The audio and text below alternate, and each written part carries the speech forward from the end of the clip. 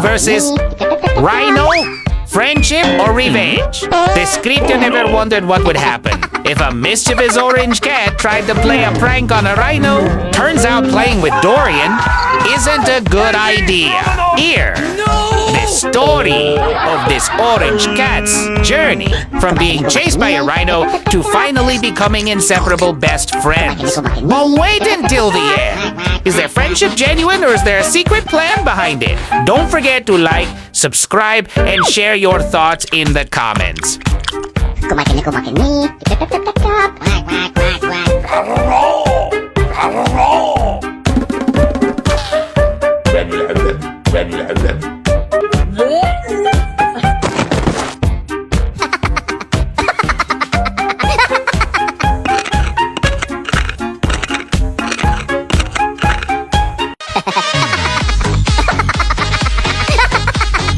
That's good.